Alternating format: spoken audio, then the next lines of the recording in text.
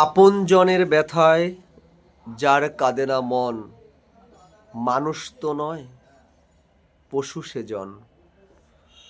জয় হরিচাঁদ, জয় গুরুচাঁদ। আমি আপনাদের সুকেশ মিত্র জয় বলছি। অত্যন্ত বেদনা বিধুর, ব্যথাতুর, অশ্রুসঙ্গীতে ভারাক্রান্ত অবস্থায় আপনাদের সামনে এই কথাগুলো বলতে এসেছি। মতুয়া বিধানে শ্রদ্ধা অর্ঘ্য নিবেদন করতে গিয়ে আক্রান্ত হলেন হরিগুরুচাঁদ ঠাকুরের একনিষ্ঠ মতুয়া ভক্ত। যে মানুষটি হরিগুরুচাঁদের দর্শন ছাড়া, হরিগুরুচাঁদের জীবনীকে পাথেয় করে যার চলা, সেই মানুষটি মাননীয় সুজিত শাখারি মহাশয়, নড়াইল লোহাগড়া থানা, গোপালপুর গ্রামের, এবং তার সঙ্গী চঞ্চল টিকেদারকে অমানসিকভাবে মারধর করা হয়েছে এবং তাদের সোনাদানা, আংটি, চেন এবং দুজনার কাছে যে টাকা পয়সা ছিল সব ছিনিয়ে নিয়ে গেছে এবং তার মোটর সাইকেলটি এমনভাবে ভাঙচুর করেছে সেটার চালানো সম্ভব নাও হতে পারে। ঘটনার সূত্রপাত হলো, আপনারা চিনবেন বাংলাদেশের একজন গুণী মানুষ, সহকারী অধ্যাপক, মাগুরা হোসেন শহীদ সোহরাওয়ার্দী সরকারি কলেজের ইংরেজি বিভাগের অধ্যাপক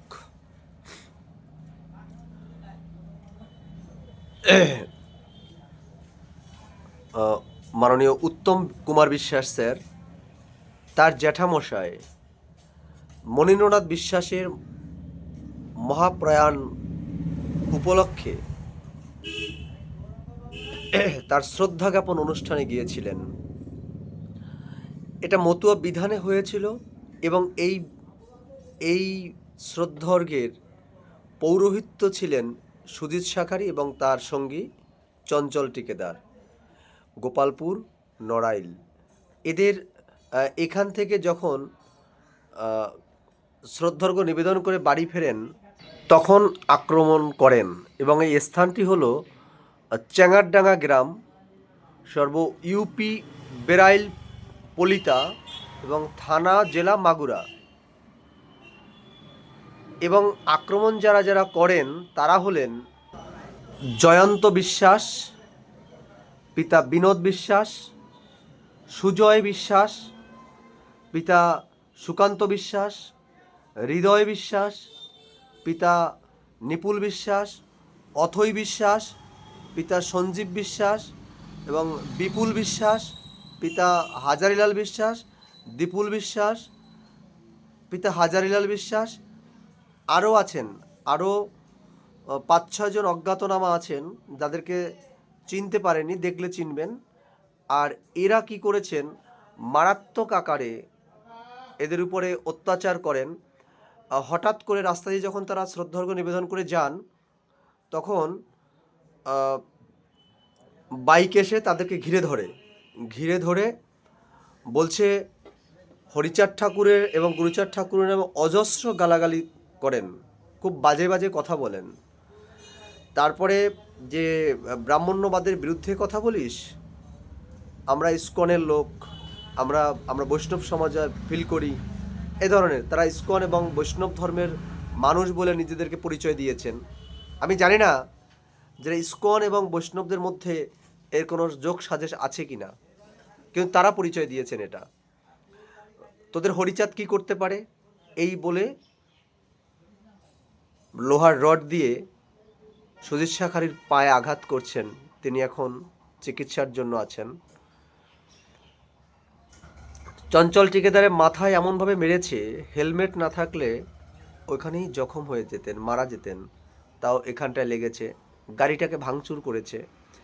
এদের কাজ হচ্ছে মতুয়া বিধানে কোনো কাজ করা যাবে না, যা হবে ব্রাহ্মণ দিয়ে ওই পাচাটা দালালগুলো এ কথাগুলো বলছিলেন। এই মর্মে গতকাল থানায় একটা কেস হয়েছে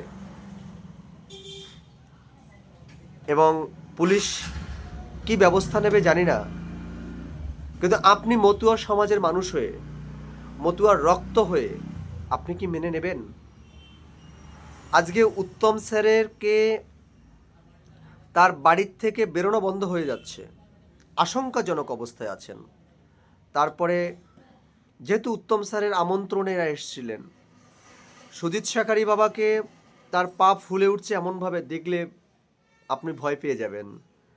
সেই জায়গায় দাঁড়িয়ে সকল মতুয়াদের কাছে বিনম্র আবেদন করব, আসুন আমরা একত্রিত হয়ে এই গুন্ডা, এই সমাজ বিরোধী, এই অসভ্যদের আমরা প্রতিহত করি।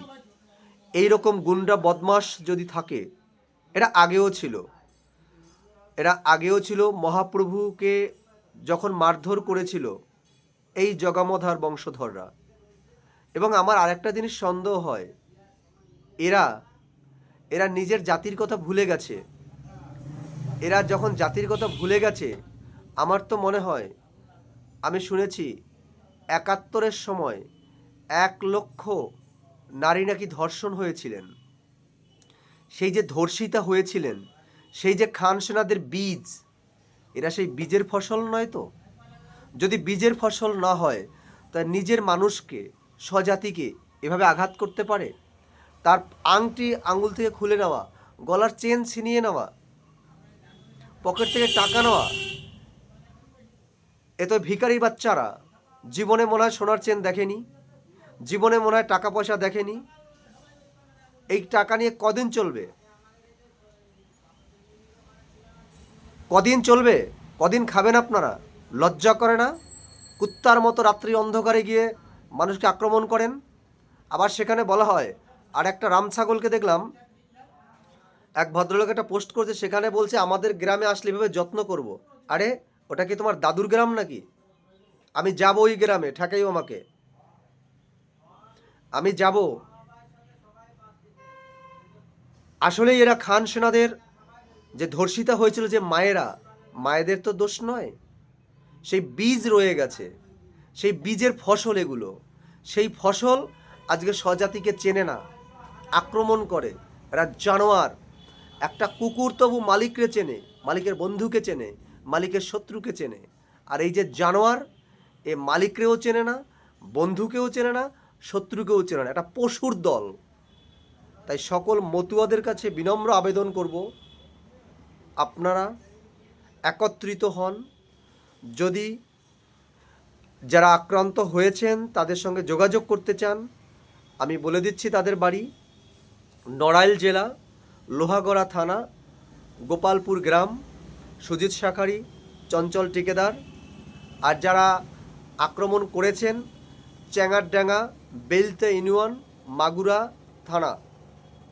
আপনারা সর্বসম্মতভাবে এগিয়ে এসে এই দুর্বৃত্তদের মুখোশ উন্মোচিত করে এদের সৎপথে আসার সুযোগ করে দেবেন, এই প্রত্যাশা রাখি। আমার বলার মধ্যে কোনো ভুল ত্রুটি হলে আমাকে সংশোধন করে দেবেন, এই প্রত্যাশা রাখছি। কাউকে ব্যক্তিগত আঘাত করা আমার কাজ নয়, কিন্তু দুর্বৃত্তদের মুখোশ উন্মোচিত হোক, এটাই আমার কথা। কারণ যারা এই ধরনের কাজ করেছে তারা কখনো ভদ্র সমাজের মানুষ হতে পারে না। এরা দুষ্কৃতী সম্প্রদায়ের দুষ্কৃতিভুক্ত মানুষ। এদের দ্বারাই মন্দির মসজিদ ভাঙচুর হয়, এদের দ্বারাই সমাজে অপকর্ম হয়, এরাই সমস্ত দুষ্কৃতির মূল নায়ক। জয় হরিচাঁদ, জয় গুরুচাঁদ, জয় সকল শুভবুদ্ধি সম্পন্ন মানুষের।